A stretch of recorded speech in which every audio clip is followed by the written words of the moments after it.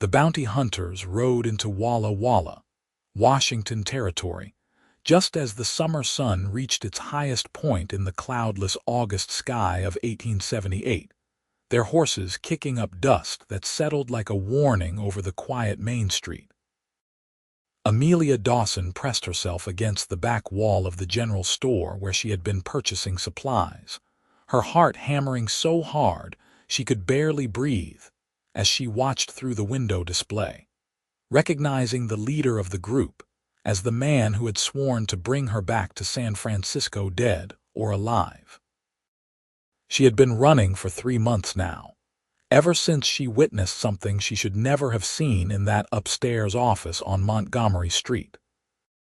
The banker, Marcus Holloway, had been her employer, and she had thought him a respectable man until the night she stayed late to finish the ledgers and heard voices raised in argument.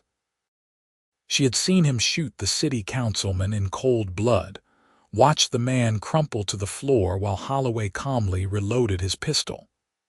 Their eyes had met through the crack in the door, and Amelia had run, knowing that her life was forfeit if she stayed in that city another hour. Now those men were here, in this small town where she had hoped to disappear, to start fresh. She had been working at the boarding house for 2 weeks, keeping her head down, speaking to no one more than necessary. The widow who ran the establishment asked no questions, and Amelia had been grateful for that silence. "We are looking for a woman," the lead bounty hunter called out, his voice carrying across the street. "Amelia Dawson. She is wanted for theft and murder in San Francisco. There is a $1,000 reward for her return." Amelia felt the blood drain from her face. Murder. They were accusing her of the very crime Holloway had committed. Of course they were.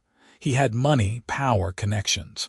She was nobody, a clerk, an orphan with no family to speak for her character. The storekeeper, Mr. Patterson, glanced back at where she stood frozen. His eyes were kind but fearful. "Miss, you best go out the back," he whispered. "I will not tell them you were here, but I cannot hide you. I have a family to think of." Amelia nodded, understanding completely.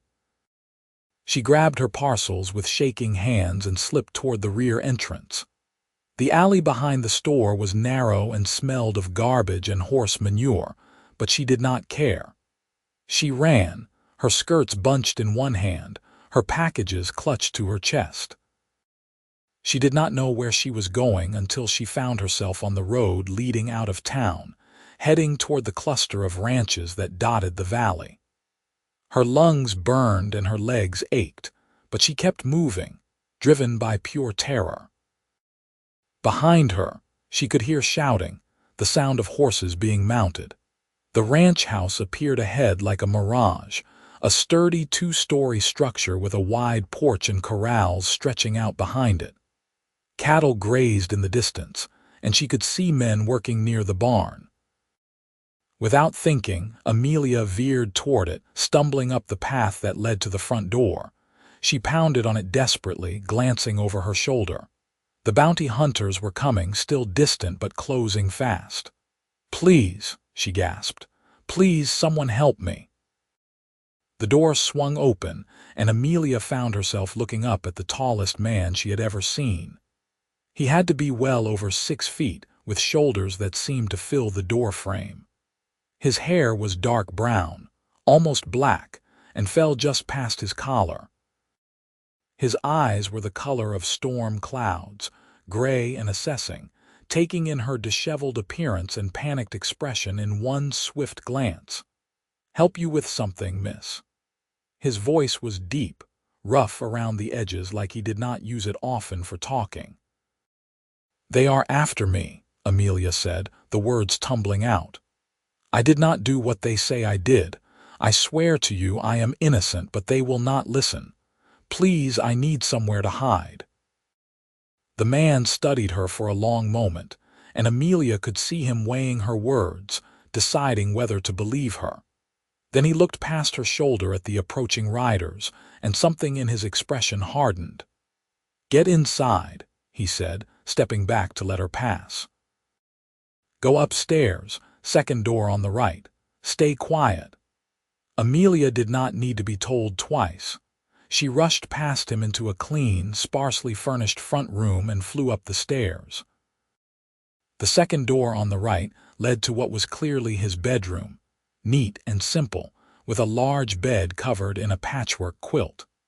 She started to hide in the wardrobe but stopped, realizing that would be the first place they would look. Instead, she dropped flat and rolled under the bed, pulling her packages with her, making herself as small as possible. Downstairs, she heard the front door close, then the sound of boots on the porch boards. Through the open window, she heard the jingle of spurs and bridles as the bounty hunters reined in their horses. "Afternoon," said the voice of the man who had opened the door to her. He sounded calm, almost bored. "Afternoon," replied the lead bounty hunter. "We are looking for a woman." "She came running this way. You seen her?" "I see lots of things on my property," the man said. "You got some reason to be asking. She is a murderer and a thief. There is a reward for her capture. She was seen heading toward this ranch." "That's so." There was a pause. Amelia held her breath, dust from under the bed tickling her nose. "We have reason to believe she is hiding in your house," the bounty hunter said, his voice taking on a harder edge. "We are going to need to search it." "You got a warrant?" the rancher asked. "We do not need a warrant for a wanted criminal." "Maybe not in California, but this is Washington territory, friend, and this is my land. You want to search my house, you better have paper from a federal marshal saying you can. Otherwise, you can get the hell off my porch." Amelia heard the sound of several guns being cocked simultaneously. Her heart stopped. "Now we can do this the easy way or the hard way," the bounty hunter said slowly. "We know she is in there. You are harboring a fugitive. You calling me a liar." The rancher's voice had dropped lower, dangerous now. "I am saying we are coming in that house one way or another." There was a moment of terrible silence. Then Amelia heard the distinctive sound of a rifle being levered. "Over my dead body," the rancher said, each word clear and deliberate. Amelia squeezed her eyes shut, horrified. This man was going to get himself killed because of her. She should go down there, turn herself in, prevent bloodshed. But her body would not move, paralyzed by fear and the survival instinct that had kept her alive these past 3 months. "You would die for a woman you do not even know?" the bounty hunter asked, sounding genuinely surprised. "I would die defending my property from men who think they can ride onto it and make demands," the rancher replied. "This is my land, my house, and I say who comes in and who does not. Now I suggest you turn those horses around and head back to town. You want to come back, you bring proper legal authority. Until then, you are trespassing." The silence stretched so long Amelia thought she might faint from holding her breath. Finally, the bounty hunter spoke again. "We will be back. You can count on that." "I will be here," the rancher said. Amelia heard the sound of horses moving, then gradually fading into the distance. Still, she did not move, could not make herself believe it was over. Several minutes passed. Then she heard footsteps on the stairs, slow and measured. "They are gone," the rancher called. "You can come out now." Shakily, Amelia crawled out from under the bed, covered in dust and cobwebs. Her hands trembled as she stood up and smoothed her skirts. When she made her way downstairs, she found him standing in the middle of the front room, his rifle leaning against the wall nearby. Up close, she could see he was younger than she had first thought, probably no more than 28 or 30. There was a scar along his jawline, pale against his sun-darkened skin. "Thank you," she managed to say. "You saved my life." He shrugged, looking uncomfortable with her gratitude. "They will be back like they said, once they get whatever papers they think they need." "I know." Amelia wrapped her arms around herself. "I should leave. I should not have involved you in this. I am so sorry." "Did you do it?" he asked directly. "Did you kill someone and steal from them?" Amelia met his eyes. "No, I witnessed my employer murder a city councilman. He has accused me of the crime to cover his own guilt. I have been running ever since." He studied her face for a long moment, then nodded as if coming to a decision. "My name is Benjamin Keller. I own this ranch, about 2,000 acres and 300 head of cattle. I work it with 5 hired hands, all good men. You can stay here if you want." "I cannot ask you to do that," Amelia protested. "You have already risked too much. I am not asking. I am offering." Benjamin moved to the window, looking out at his land. "I do not like bullies, and I do not like men who think they can ride onto my property and make demands. You say you are innocent. I believe you. You got an honest face." "You do not know me at all," Amelia pointed out, though hope was beginning to flicker in her chest. "No, I do not. But I have spent enough years reading cattle and horses to get pretty good at reading people too. You are scared, that is plain, but you are not guilty. Guilty folks act different." He turned back to her. "Besides, I could use some help around here. My housekeeper quit last month to go live with her daughter in Portland. Place is a mess. I cannot cook worth a damn, and my men are getting tired of beans and jerky." Despite everything, Amelia felt a small laugh escape.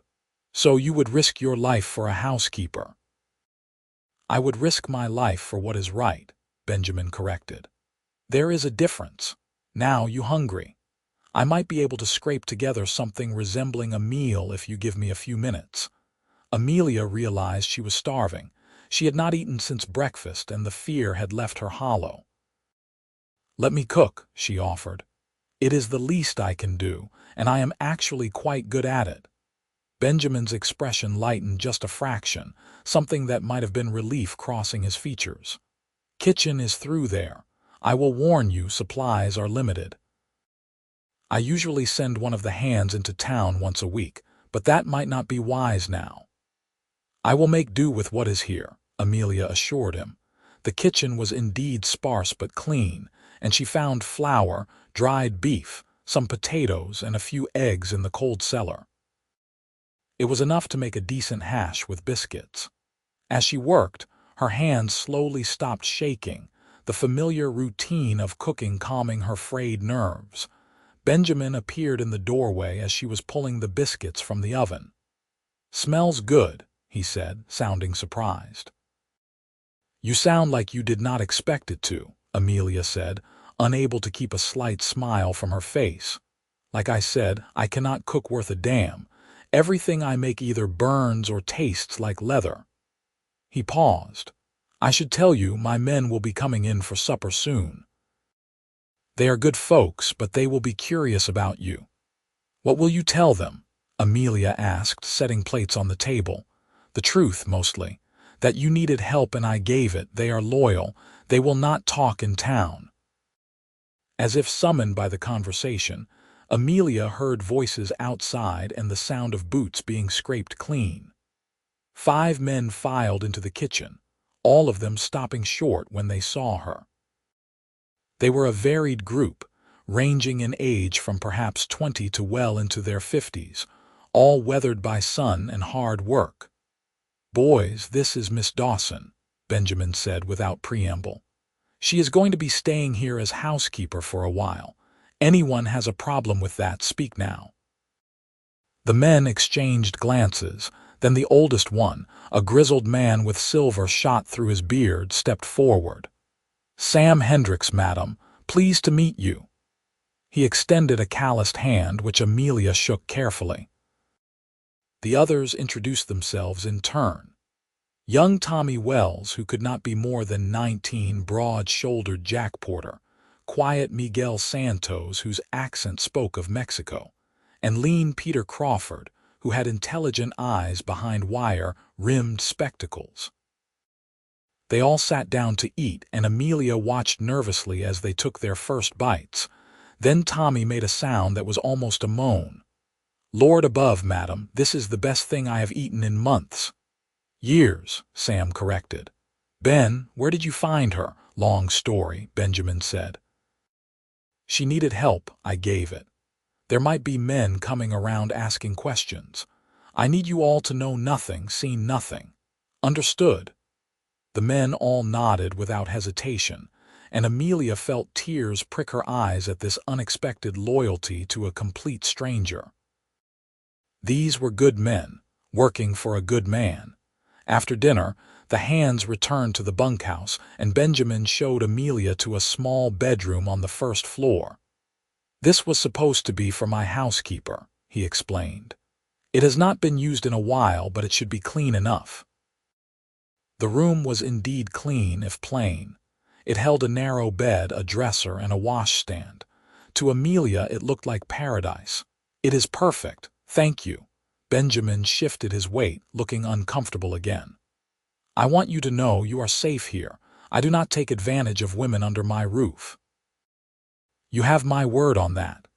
I believe you, Amelia said, and realized she meant it. There was something solid about Benjamin Keller, something trustworthy. She had been running so long, trusting no one. It felt strange to lower her guard even slightly. Get some rest, he said. Tomorrow we can figure out what to do next. But Amelia slept poorly that night, jerking awake at every sound, convinced the bounty hunters had returned. Each time she woke, she saw lamplight under her door and heard Benjamin moving around, and she realized he was keeping watch, making sure she was safe. The next morning, she woke to find the house empty except for Benjamin, who was attempting to make coffee and making a mess of it. Let me, she said, taking over. As the coffee brewed, she asked, what happens now? Now I send Miguel into town to see what the bounty hunters are up to. He has family there, can ask around without drawing attention. Benjamin accepted the cup of coffee she poured for him, took a sip, and looked almost reverent. Lord, you can even make decent coffee.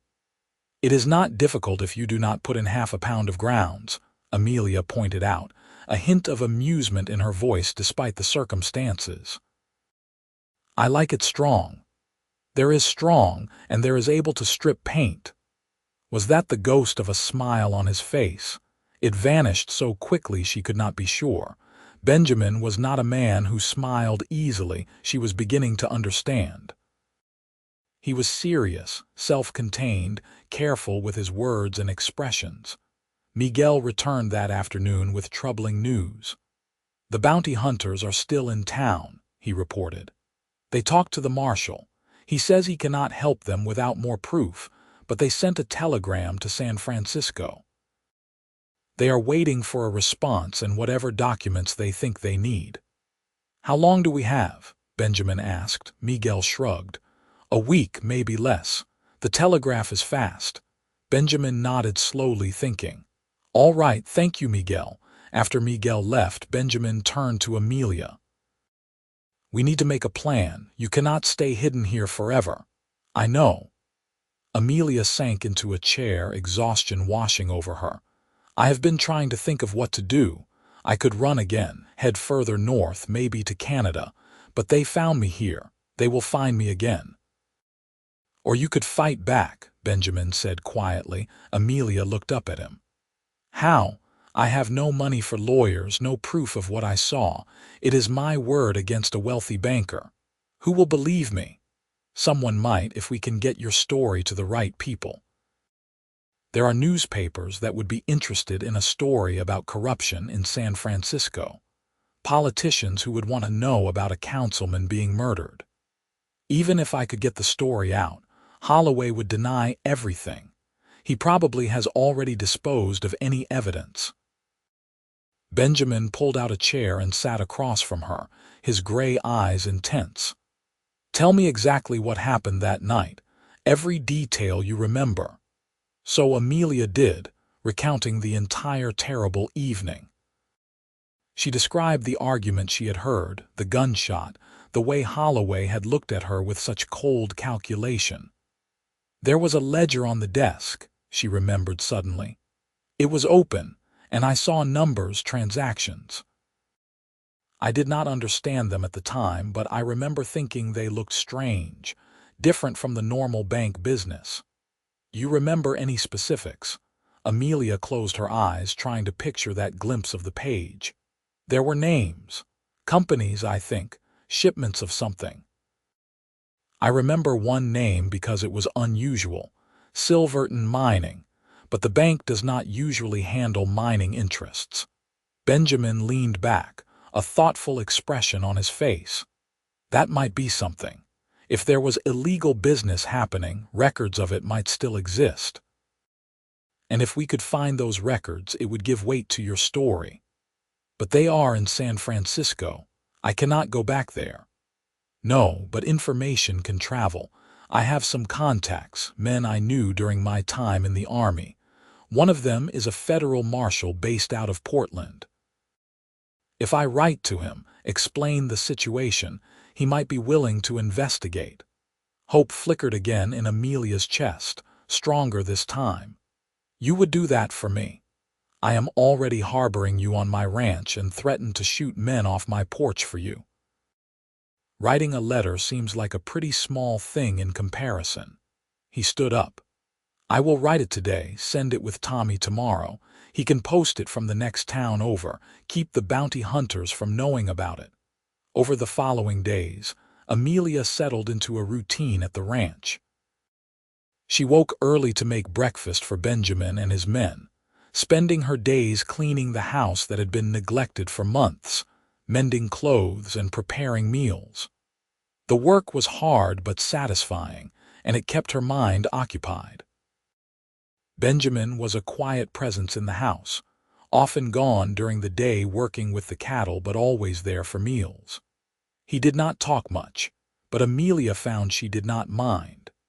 There was something peaceful about his silence, so different from the constant chatter and noise of San Francisco.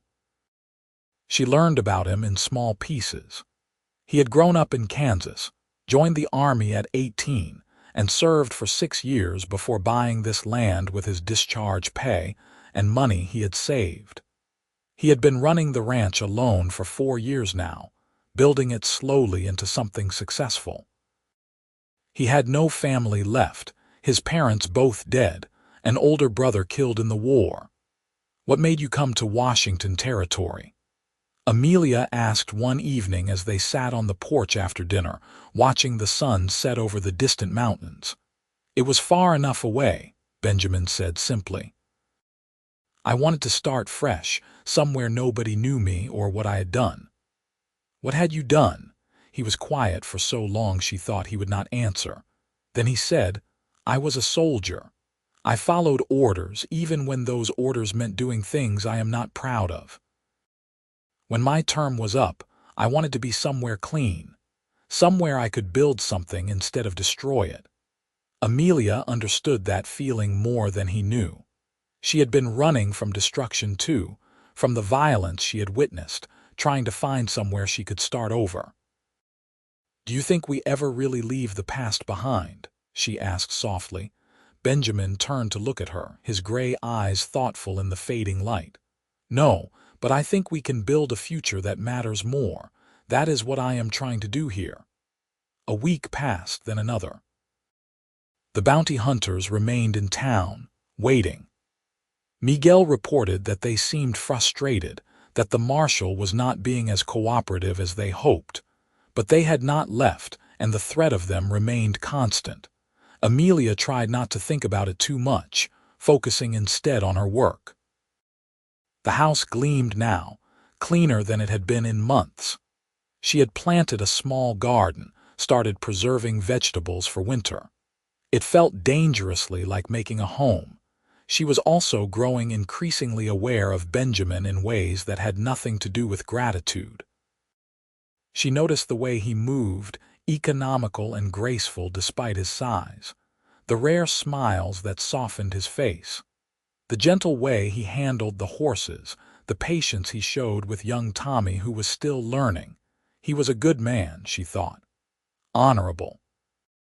The kind of man she had not believed really existed outside of storybooks. One afternoon, She was hanging laundry when she heard shouting from near the barn. She turned to see one of the horses had gotten spooked and was rearing, hooves flailing dangerously close to Tommy's head. Before she could even cry out, Benjamin was there, grabbing the halter and using his weight to pull the horse's head down, his voice low and steady as he calmed the animal. Amelia's heart was pounding as she watched him check Tommy over, making sure the young man was unharmed. The whole thing had taken perhaps 30 seconds, but it showed her something important about who Benjamin was. He was the kind of man who ran toward danger to protect others, who put himself between threats and the people he cared about, like he had done for her, she realized, without hesitation. That evening, as she was preparing dinner, Benjamin came into the kitchen. "Need to talk to you," he said. Amelia's stomach dropped. "What is wrong?" "Nothing is wrong. Got a letter back from my contact in Portland, Marshal James Pierce. He is interested in your story. He says if you are willing to give a formal statement, he will start an investigation into Marcus Holloway and the death of that councilman." Amelia had to sit down, her legs suddenly weak. "Really? He believes me?" "He says there have been rumors about Holloway for a while now. Nothing concrete, but enough that he wants to look into it. He is asking you to come to Portland, meet with him. He can offer you protection while the investigation is ongoing." "When?" "Soon as possible. I told him about the bounty hunters here. He is sending 2 deputy marshals to escort you. They should be here in a few days." This was what she had hoped for, what she needed. A chance to clear her name, to bring Holloway to justice. So why did she feel like crying? "Thank you," she managed to say. "I do not know how I will ever repay you for everything you have done." Benjamin was quiet for a moment. "You do not owe me anything, Amelia. I did what anyone decent would do." But that was not true, and they both knew it. Most people would have turned her away, would not have risked themselves for a stranger. Benjamin was different. The next few days passed in a strange limbo.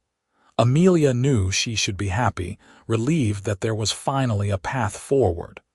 But instead, she felt a growing sense of loss.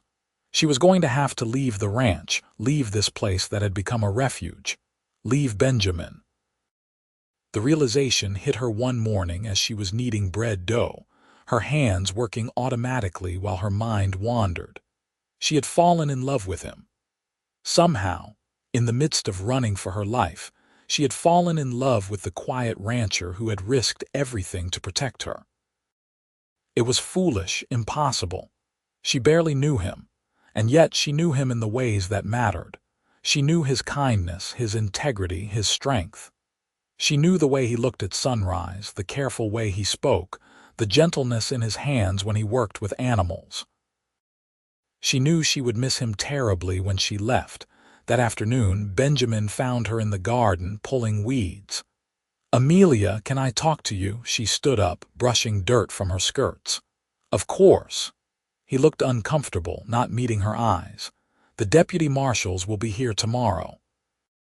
You will leave the day after, head to Portland with them." "I know." "Right. So, I wanted to ask you something before you go." He finally looked at her, and there was something in his expression that made her breath catch. "When this is all over, when you have testified and Holloway is dealt with, would you consider coming back here, to the ranch?" Amelia's heart began to race. "As your housekeeper, if that is what you want." He took a step closer. "But I was hoping, maybe, for something more than that." "More?" she whispered. Benjamin reached out and took her hand, his rough palm warm against hers. "I have been alone a long time, Amelia. I never thought I wanted anything else. But then you showed up on my porch, scared and desperate, and I felt something I have not felt in years. I wanted to protect you. Not just because it was right, but because the thought of anyone hurting you made me furious." "Benjamin, let me finish," he said gently. "These past weeks, having you here, it has been good, better than good. The house feels like a home now. I look forward to coming in at the end of the day because I know you will be there. I like talking to you, even though I am not much good at talking.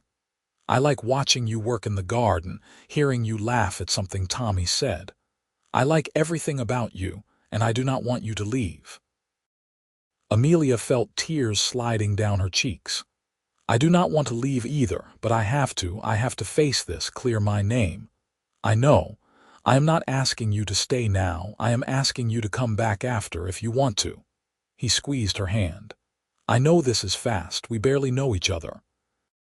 But I am not getting any younger, and I am not fool enough to let something good slip away without at least trying, so I am asking. Would you come back? Would you consider making a life here with me?" "Yes," Amelia said, the word bursting out of her. "Yes, I would consider it. I would want it. I have been trying not to think about leaving because the thought breaks my heart." Benjamin's face transformed, a smile spreading across it that was like the sun coming out. He pulled her closer, his free hand coming up to cup her face. "Can I kiss you?" he asked, his voice rough. "Please," she whispered. His lips met hers gently at first, then with growing passion. Amelia wrapped her arms around his neck, pressing close to him, feeling the solid strength of his body against hers. The kiss was everything she had imagined and more, tender and fierce all at once. When they finally pulled apart, both breathing hard, Benjamin rested his forehead against hers. "I am going to marry you, Amelia Dawson. Once this is all over and you are free and clear, I am going to make you my wife, if you will have me." "Yes," she said again, laughing and crying at the same time. "Yes, I will have you." They spent that evening together on the porch, sitting close, holding hands, talking about everything and nothing.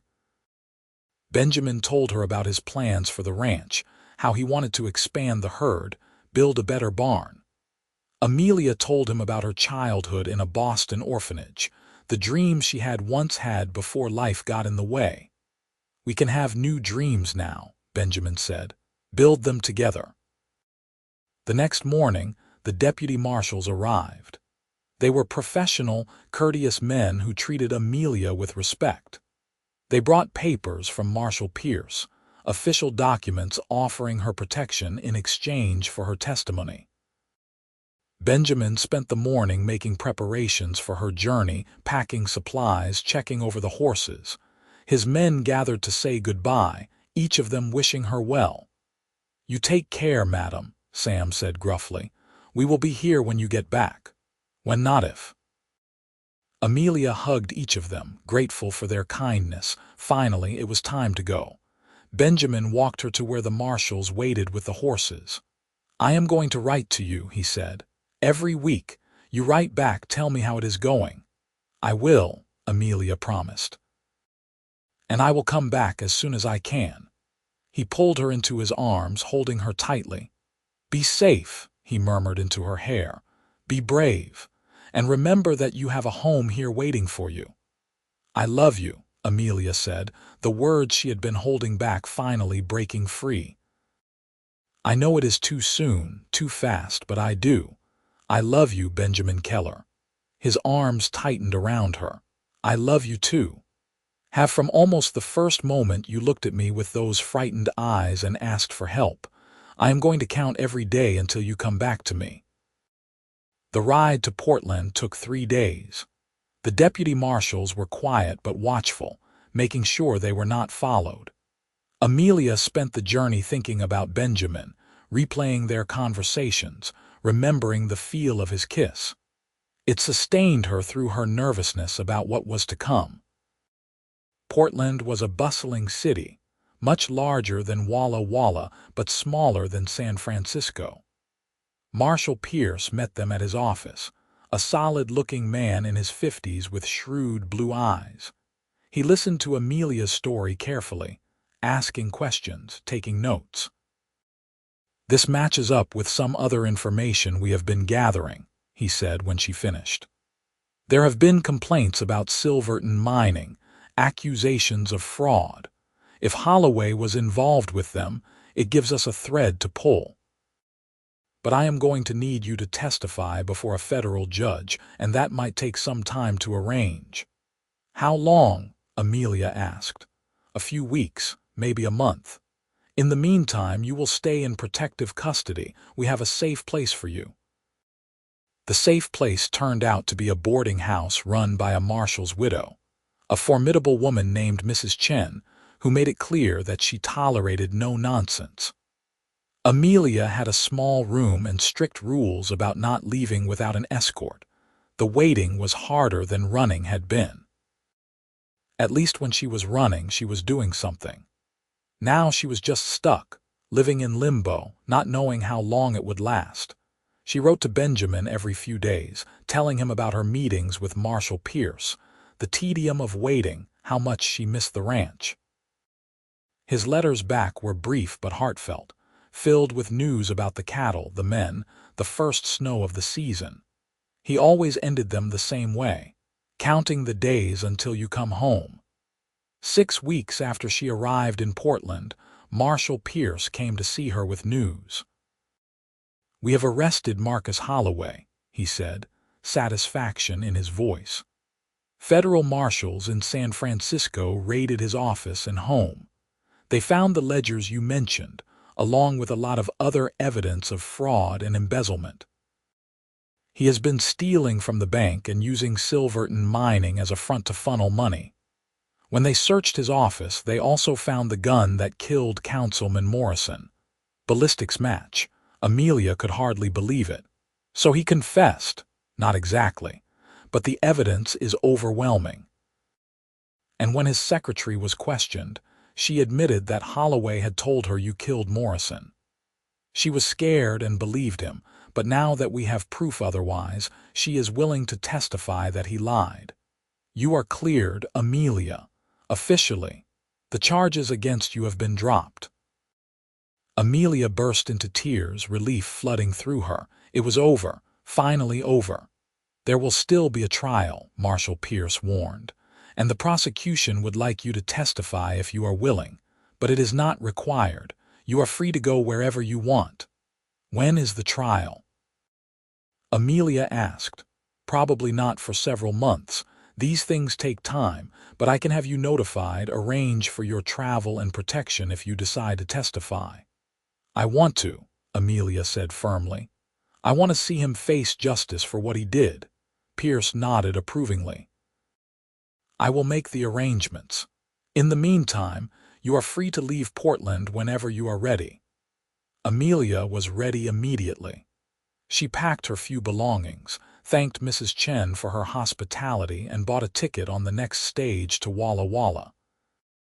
The journey back seemed to take forever, every mile feeling like 10. It was late afternoon when the stage rolled into town. Amelia did not even bother going to the boarding house first. She hired a horse from the livery, ignoring the stableman's surprise at a woman riding alone, and headed straight for Benjamin's ranch. The house looked beautiful in the fading sunlight, solid and welcoming. Amelia could see smoke rising from the chimney, light in the windows. She tied the horse to the porch rail and knocked on the door, her heart hammering. Benjamin opened it, still wearing his work clothes, dirt on his hands. When he saw her, he froze, his eyes going wide. "Amelia!" "It is over," she said, smiling through sudden tears. Marshal Pierce found the evidence. Holloway has been arrested. I am free. The charges are dropped. For a long moment, Benjamin just stared at her. Then he stepped forward, swept her up in his arms, and kissed her like a man dying of thirst finally finding water. Amelia kissed him back with everything in her, her hands tangling in his hair, her heart soaring. When they finally broke apart, Benjamin set her down carefully. "You are back. You are really back." "I am home," Amelia corrected. "If you still want me, want you." Benjamin laughed, a sound of pure joy. "Amelia, I have been miserable without you. The house feels empty. Food tastes like sawdust. I have been impossible to live with. Just ask the men. Yes, I still want you. I will always want you."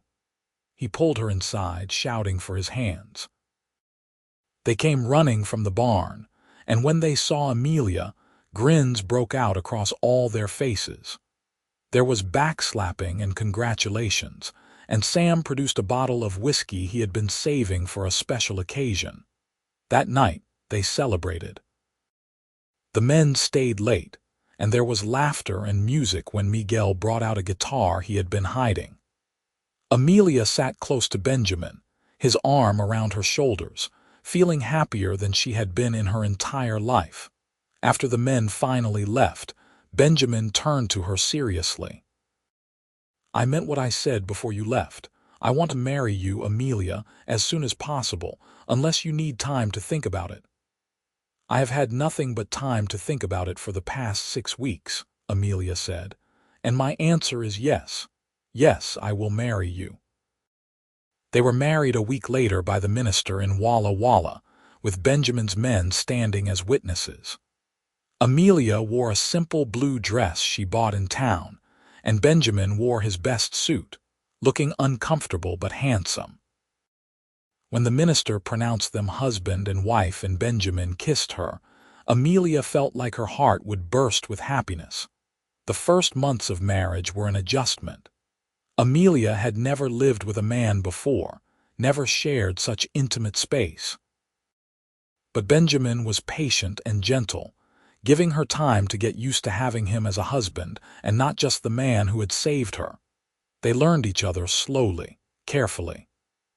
Amelia discovered that Benjamin woke before dawn every morning, that he liked his coffee strong and his breakfast hearty, that he read every night before bed, mostly books about ranching and animal husbandry, but occasionally poetry that surprised her, that he had nightmares sometimes about his army days and needed her to hold him while he came back to himself. Benjamin learned that Amelia sang while she worked, that she had a fierce temper when riled, though it took a lot to rile her, that she was smarter than most men he knew, quick with figures and able to spot problems in the ranch accounts he had missed, that she wanted children desperately but was afraid to hope for them. Winter came hard that year, snow piling deep and temperatures dropping below zero. But the ranch was prepared, and the house was warm. Amelia and Benjamin spent long evenings by the fire, talking or reading or simply sitting together in comfortable silence. In February, Marshal Pierce wrote to say that Holloway's trial would begin in April. He arranged for their travel and protection, and Amelia and Benjamin made the journey to San Francisco together. It was Amelia's first time back in the city since she fled, and it felt strange and overwhelming after the quiet of the ranch. The trial lasted 2 weeks. Amelia testified about what she had seen that night, and though Holloway's lawyers tried to discredit her, the physical evidence was too strong. The jury deliberated for less than 3 hours before finding him guilty of murder, fraud, and embezzlement. He was sentenced to life in prison. When the verdict was read, Amelia felt a weight lift from her shoulders that she had been carrying for almost a year. It was truly over now. Holloway would never hurt anyone else. They returned to the ranch in early May, just as spring was turning the valley green. Life settled into a peaceful rhythm. Amelia managed the household and helped with the ranch accounts. Benjamin expanded the herd as he had planned, bought more land. The ranch prospered. In late summer, Amelia realized she had missed her monthly courses. At first she tried not to hope, but when a second month passed, she could not deny it anymore. She was pregnant. She told Benjamin one evening after dinner, nervous about his reaction.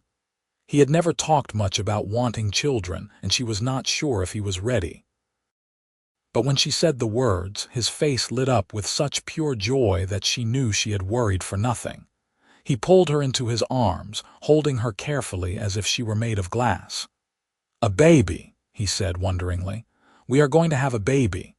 You are happy?" Amelia asked, needing to hear him say it. "Happy does not begin to cover it," Benjamin said. "Amelia, you have given me everything. A home, a reason to smile, and now a child. I do not deserve you, but I thank God every day that you came running to my porch." The pregnancy was not easy. Amelia was sick for the first few months, barely able to keep anything down. Benjamin hovered anxiously, and his men tiptoed around her like she might break. But gradually, the sickness passed, and she began to bloom. They made preparations for the baby, turning the small storage room next to their bedroom into a nursery. The men all pitched in, building a cradle, painting the walls. Sam's wife in town sewed tiny clothes and blankets. Amelia felt surrounded by love and care. The baby came in early March of 1880, during a late winter snowstorm. The midwife barely made it to the ranch in time. The labor was long and painful, but when Amelia finally heard her baby's first cry, every moment of pain was worth it. "It is a boy," the midwife announced, cleaning the baby and wrapping him in a blanket. "Strong and healthy." Benjamin held his son for the first time with shaking hands, tears streaming down his face. "He is perfect," he whispered. "Amelia, he is perfect." They named him Samuel, after Sam, who had been the first of Benjamin's men to welcome Amelia. Little Samuel was a good baby, healthy and strong, with his father's gray eyes and his mother's dark hair. Life with a baby was exhausting but wonderful. Amelia had never known she could love someone so much, so fiercely. Benjamin was a devoted father, coming in from work to hold his son, singing to him in his rough voice, marveling at every tiny change. As Samuel grew, the ranch continued to thrive. Benjamin's reputation as a fair employer and skilled rancher spread, and he was able to hire more men, expand operations further. Amelia kept the books and managed the household, and everyone agreed that Benjamin Keller was the luckiest man in Washington Territory to have found such a wife. When Samuel was 2, Amelia gave birth to a daughter they named Rose. She was smaller than Samuel had been, more delicate, but just as healthy. Benjamin was even more protective of his daughter than he had been of his wife during her pregnancy, insisting Amelia rest, taking over more of her household duties. The years passed peacefully. Samuel grew into a sturdy boy who loved following his father around the ranch, learning about cattle and horses. Rose was quieter, more thoughtful, but with a will of iron when she decided she wanted something. Amelia sometimes had to hide her smile when she saw Benjamin, the man who had faced down bounty hunters without flinching, completely wrapped around his tiny daughter's finger. In 1885, when Samuel was 5 and Rose was 3, Amelia gave birth to twins, 2 boys they named James and William. The house was chaos for a while, but it was joyful chaos. Benjamin hired a woman from town to help Amelia with the children, and they converted another room into a second nursery. The ranch was now one of the largest and most successful in the territory. Benjamin had a reputation for fair dealing and quality cattle. Other ranchers came to him for advice. He was elected to the territorial council, though he served reluctantly, preferring his ranch to politics. Amelia watched her husband with pride, seeing the man he had become. He was still quiet, still serious, but he laughed more now. Their children brought out a lightness in him that had not been there before. One evening in the summer of 1890, they sat on the porch together watching the sun set, just as they had done years ago. The children were finally asleep, the house quiet. Samuel was 10 now, already helping with real ranch work. Rose was 8, learning to read and write with a fierce determination. The twins were 5, running wild and driving everyone crazy. "Do you ever regret it?" Benjamin asked suddenly. "Taking a chance on me, staying here instead of going back to city life?" Amelia took his hand, lacing their fingers together. "Never. Not for a single moment. This is where I belong, with you, with our children on this land. You saved my life, Benjamin, in more ways than one. You gave me a home, a family, a future. How could I ever regret that? I was just a rancher who happened to be standing on his porch when you needed someone, Benjamin said. You were so much more than that, Amelia corrected. You were the man who looked at a frightened stranger and decided to risk everything for her. You stood up to armed men and said over my dead body when they wanted to take me. You gave me shelter and protection and asked for nothing in return. And then you gave me your heart. Benjamin pulled her close, kissing her temple. Best decision I ever made. You and these children, this life we built together, it is more than I ever dreamed of having. I used to think I wanted to be alone, that I was better off that way, but I was wrong. I was just waiting for you. They sat together in comfortable silence, watching the stars come out. Inside, their children slept safely. Around them, the ranch sprawled, prosperous and thriving. It had been 12 years since Amelia came running to this porch in terror. 12 years since Benjamin had stood between her and danger without hesitation. Now they had a lifetime ahead of them, full of promise and possibility. They had weathered storms together, literal and figurative. They had built something real and lasting, a legacy for their children. As the years continued to pass, the Keller Ranch became known throughout Washington Territory and beyond. Samuel grew into a fine young man, taking on more responsibility with the cattle. Rose surprised everyone by showing a keen interest in the business side of ranching, poring over the account books with her mother.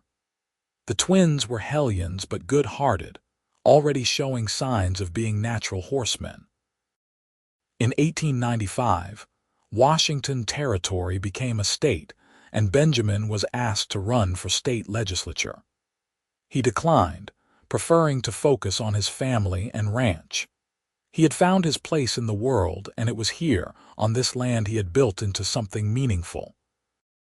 Amelia remained his partner in every sense, managing the household and helping with business decisions. She was known throughout the county as a woman of intelligence and compassion, always willing to help a neighbor in need. She taught school lessons to ranch children in the winter months, started a lending library in town, worked to improve conditions at the orphanage. When Samuel turned 18 in 1898, Benjamin deeded him a portion of the ranch to manage himself. It was prime grazing land, and Samuel threw himself into making it successful. Within 2 years, he had proven himself as capable as his father, and Benjamin was proud. Rose, at 16, was courted by half the young men in the county, but she had high standards and was in no hurry to marry. "I want what you and Papa have," she told her mother. "Real love, real partnership. I will wait as long as it takes to find that." The twins went off to agricultural college, determined to bring modern techniques back to the ranch. Benjamin was skeptical at first, but when they returned full of ideas and enthusiasm, he listened. The ranch continued to innovate and prosper. In 1902, at the age of 22, Samuel married a schoolteacher named Catherine.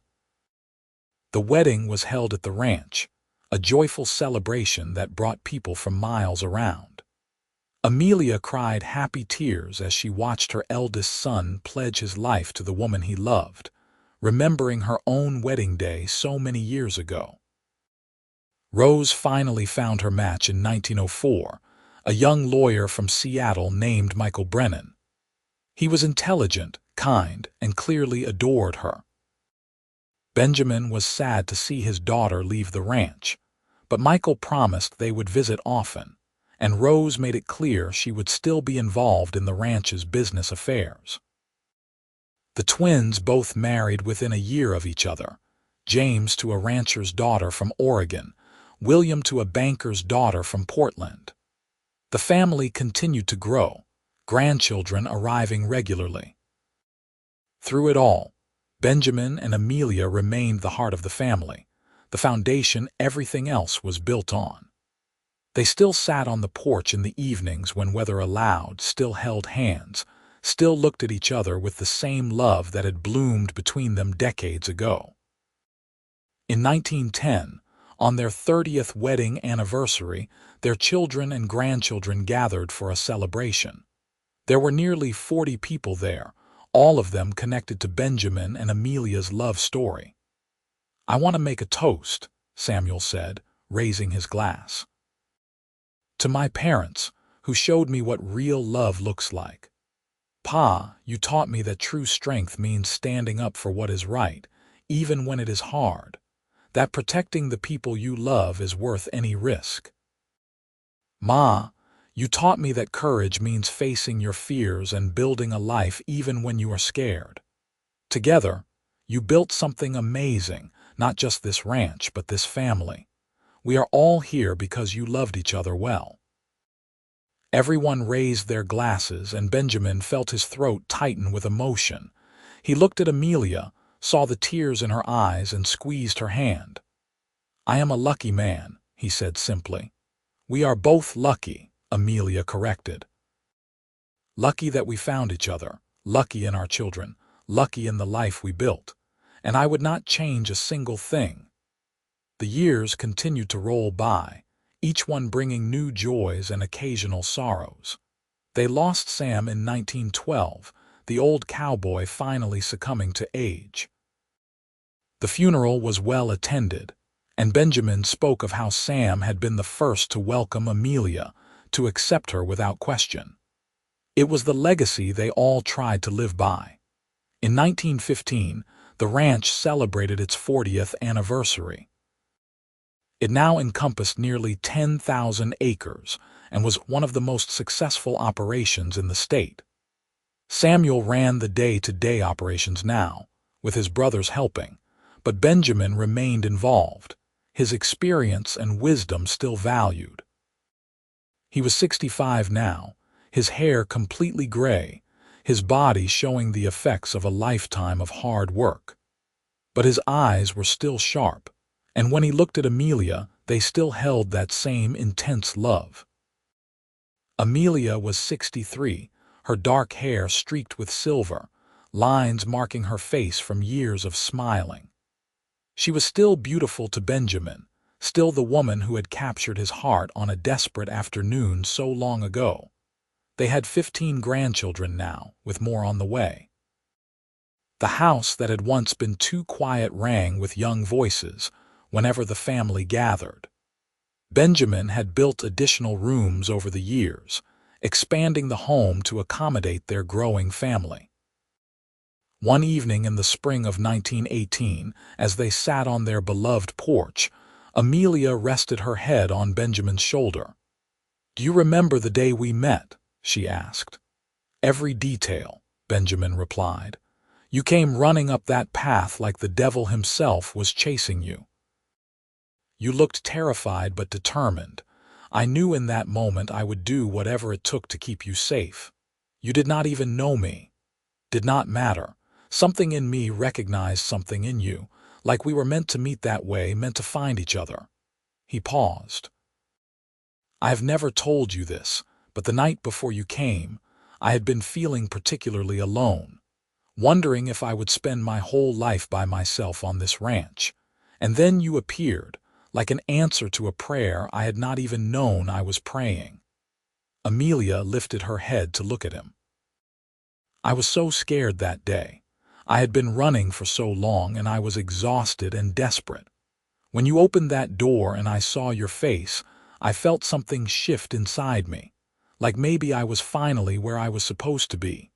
"You were," Benjamin said firmly. "You were exactly where you were supposed to be. We both were." They kissed, gentle and sweet, a kiss of long familiarity and enduring love. Around them, the ranch hummed with life, the legacy of their love made manifest.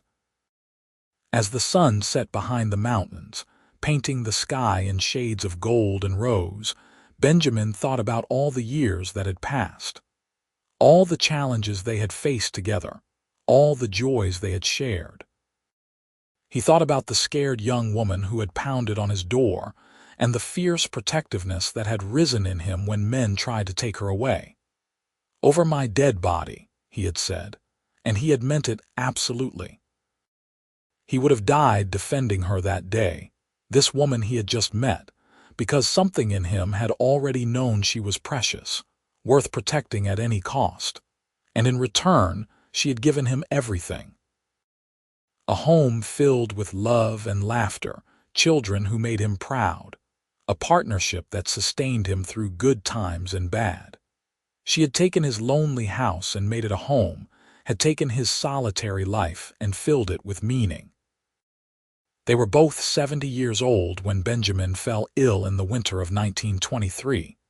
It started as a cough that would not go away, then developed into pneumonia. Amelia nursed him tirelessly, barely leaving his bedside. Their children came to help, but it was clear that Benjamin wanted his wife more than anyone. "You are going to wear yourself out," he told her one afternoon, his voice raspy. "Let the children help more." "I have been taking care of you for 33 years, Amelia said firmly. "I am not stopping now." Benjamin smiled weakly. "Stubborn woman. You knew what you were getting when you married me." "Best thing I ever got." He recovered slowly, the pneumonia finally breaking thanks to Amelia's devoted care. But it left him weaker than before, and they both knew he would not be working the ranch anymore. Samuel took over completely, and Benjamin learned to accept being retired, spending his days raiding, working on small projects around the house, and most importantly, spending time with Amelia. They were inseparable in those years, rarely apart for more than an hour or two. They took walks when the weather was good, reminiscing about the past, marveling at all they had built together. They played with their great-grandchildren, now starting to arrive. They sat on their porch and watched the world go by, content in each other's company. In 1928, they celebrated their 50th wedding anniversary with a massive party. Children, grandchildren, and great-grandchildren gathered, along with friends and neighbors from across the state. It was a joyous occasion, full of laughter and music and love. 50 years, Benjamin said in his speech, his voice still strong despite his age. 50 years with the woman who saved my life just as surely as I saved hers. People remember the day I stood on that porch and told those men they would have to go through me to get to her. But what they do not know is that every day since, she has stood between me and the darkness, between me and loneliness, between me and a life half-lived. She made me whole. She made me better, and I have spent 50 years trying to deserve her. There was not a dry eye in the place, and Amelia kissed him while everyone cheered. They lived on together, growing older but never apart. Benjamin's health declined gradually, but his mind remained sharp until the end. On a peaceful autumn morning in 1932, with Amelia holding his hand and his children surrounding his bed, Benjamin Keller passed away at the age of 82. Amelia was devastated by the loss of her husband, but she was not alone. Her children and grandchildren rallied around her, making sure she was cared for, that she never felt abandoned. She remained at the ranch, in the house she and Benjamin had built together, surrounded by memories. She lived another 8 years, watching her family continue to grow, watching the ranch continue to prosper. She told stories of Benjamin to the younger generations, making sure they knew the man who had started it all. The brave rancher who had looked at a desperate stranger and decided to risk everything to keep her safe. In the spring of 1940, Amelia died peacefully in her sleep at the age of 88. She was buried next to Benjamin on a hill overlooking the ranch, under a large oak tree they had planted together 50 years before. The headstone read, "Amelia Keller, beloved wife, mother, and grandmother, she lived without fear because she loved without limit." The ranch passed to Samuel and eventually to his children, continuing through the generations. But everyone who came after knew the story of how it all began, the story of Benjamin and Amelia, the rancher and the fugitive who found love in the most unexpected circumstances. They remembered the day the bounty hunters came, demanding that Amelia be turned over to them. They remembered how Benjamin had stood on that porch, his rifle in hand, and said those 5 words that would become legend, "Over my dead body." It was a story of courage and conviction, of standing up for what was right even when it was dangerous. But more than that, it was a love story, the tale of 2 people who found each other when they needed it most and built a life that lasted through decades, through hardship and joy, through everything life threw at them. Their great-great-grandchildren still live on the ranch today, working the land their ancestors carved out of the wilderness. The house has been expanded and modernized, but the original structure remains, including that porch where Benjamin made his stand so long ago. And on quiet evenings when the sun sets over the mountains and the breeze whispers through the grass, some say you can still feel their presence.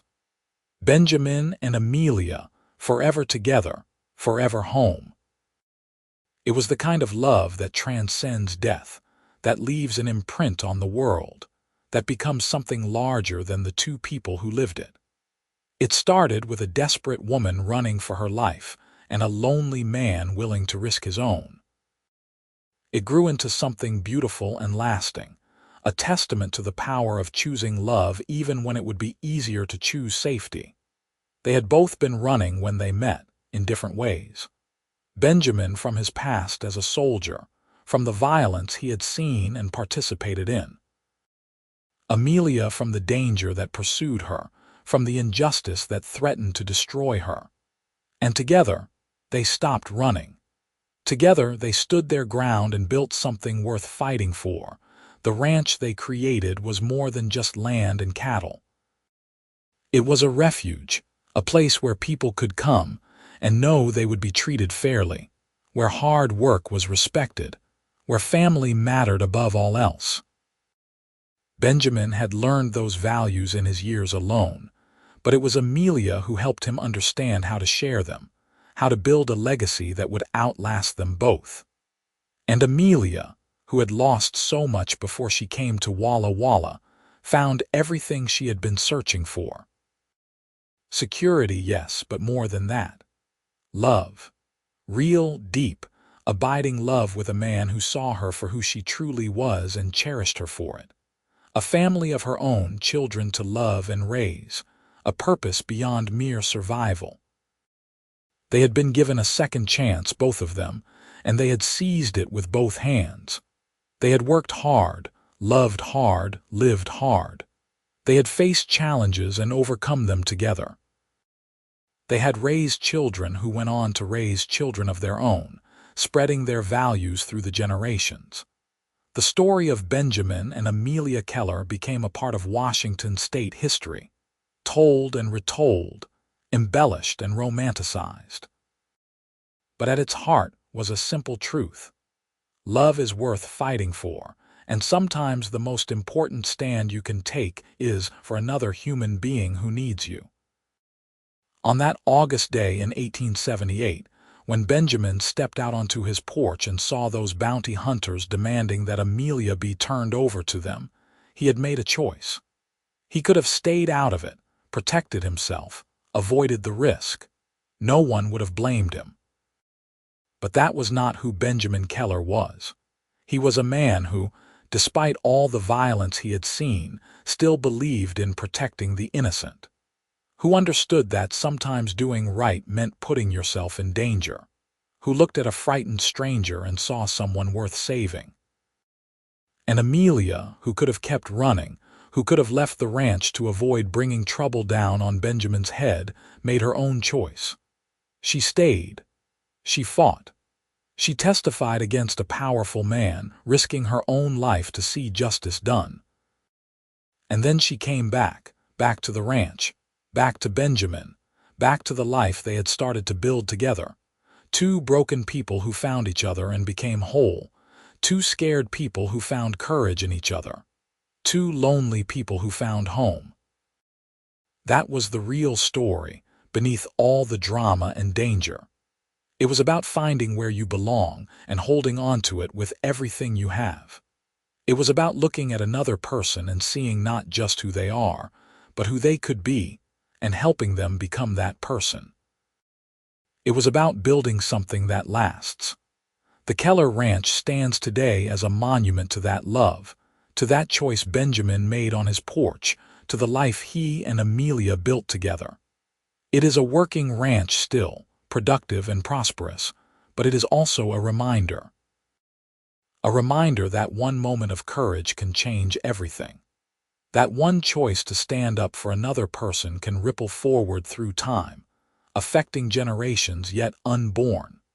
Benjamin and Amelia Keller lived 62 years between them after that fateful day when she ran to his porch for help.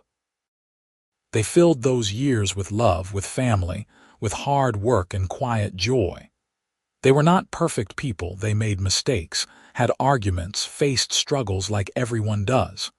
But they faced it all together, united, never wavering in their commitment to each other.